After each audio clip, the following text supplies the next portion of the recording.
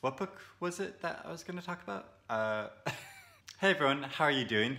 I think it's a bit late in January to be making a resolutions video, but I thought I'd make one anyway because there are some like bookish resolutions I've been sort of thinking that I'd like to make this year, and it's not around specific TBR lists or specific reading that I want to do, because I find the moment that I make a TBR list or a reading specific reading list, you know, I immediately just want to deviate from that and read something else. And so, you know, I mean, I made videos about the books that I'm most excited to read this year, of new books that are coming out, and then also classic books that I want to read this year. And I do want to keep reading more classic books this year, as well as reading new fiction. I think that's always fun, but I don't want to do it in a, you know, completely strict and organized way. And it's the same thing with like wanting to read more poetry and wanting to read more short stories. Like, I almost always say to myself every year, like, right, I'm going to read a book of poetry and a book of short stories every month for the year, and that'll keep up for a little while, but I'll just lose momentum after a while. And it's not because I don't enjoy the experience. I think it's just weirdly that I just gravitate towards reading novels more, and but that just sort of feels natural and fun. And so, you know, it's almost like when I make a resolution to, like, I'm gonna go to the gym 3 times a week, and you know, then inevitably a week will come up very soon where I'll be like, maybe I'll just go once this week, and then, you know, I'll make up for it next week, and then, you know, I never do, and that's just the way it goes. So anyway, I'm rambling a bit. Anyway, I just want to make some sort of resolutions more about interactions with the bookish community rather than actual, you know, things I want to read or goals I want to set for myself.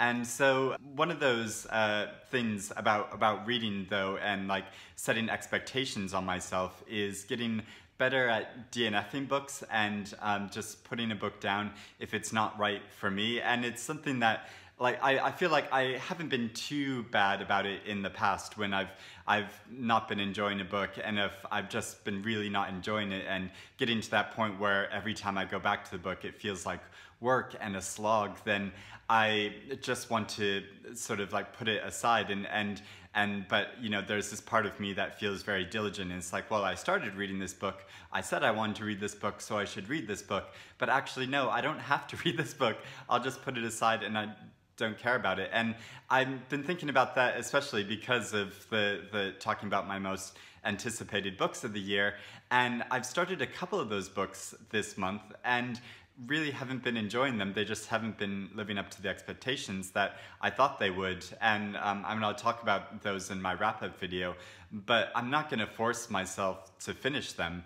And sometimes I do want to push myself to finish reading a book just because I find the experience so interesting, like, of why I'm not enjoying it so much, and how it's, I think, how books fail can be as interesting as how they succeed sometimes. But, you know, a lot of the time I'm just reading for pleasure rather than this sort of like analytical way of looking at books. And so I want to be enjoying the experience of it. So if I'm not enjoying the experience, I'll just put it aside. And so even if it's a book that I've, you know, the biggest expectations for and really expecting good things out of, like, it's okay just to put it aside, because a lot of times it can be just the case, like, I'm just in a bad mood, or just like the mood I'm in doesn't sync with the themes or the style of that story. So so I could pick up the book in 10 years' time and really enjoy it then and get a lot more out of it, rather than forcing myself through it. And, you know, these are all these like silly anxieties that heavy readers that put on themselves, and I think a lot of the time it's just silly. We don't need to stress about it, it's fine.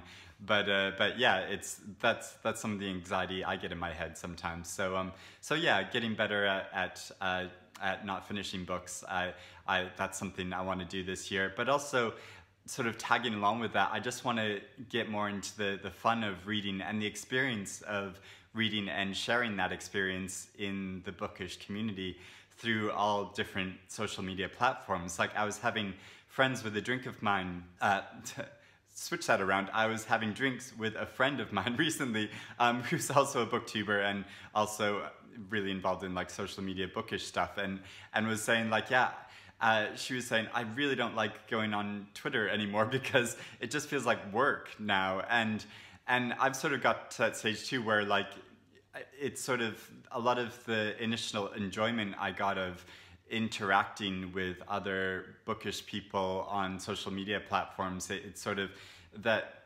enjoyment has been dwindling a bit. And of course there's like a lot of horrible things going on in the world now, and there's a lot to complain about, and there's a lot of dark things happening, and we shouldn't blinker ourselves to that. We should be aware of that and having discussions about it. But at the same time, like, I don't want to go on Twitter and just be depressed by a whole news stream of horrible things that are happening. And so yeah, sort of partly to bring back the enjoyment of that, I'd like to do regular things on social media, which is more just about the fun of books and sharing the fun experience of books and reading books. And so, like on Instagram, I think it's a good thing to have a Friday Reads thing where just every Friday you check in with what you happen to be reading at that time and whether you're enjoying it or not, and a little bit about it.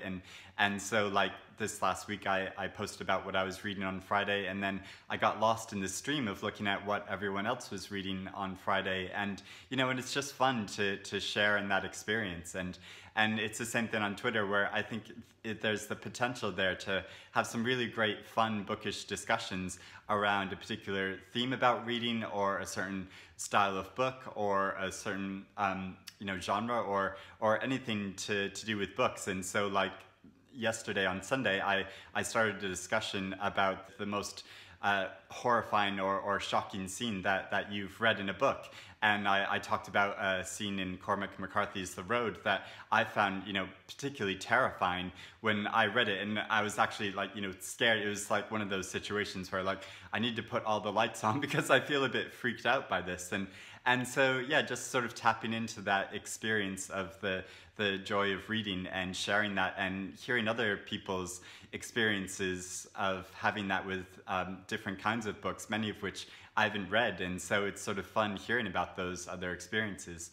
So yeah, it's just sort of more regularly doing things like that to spread the enjoyment of reading and connect with each other on reading experience. And you know, something I used to love when I first started doing Twitter was this book a day thing, which I think was a UK thing that started, where different people would set these tasks of every day of a month, having set out to talk about a book around a particular subject or theme, or like a color of a book cover, or you know, and people would post about all different kinds of books, and it was just fun seeing about all these different kinds of books that people would come to talk about this particular theme or genre of book, or whatever it was. And yeah, so just getting into that fun enjoyment of books again. And yeah, and so adding to that as well is like, I'd like to do more buddy reads, because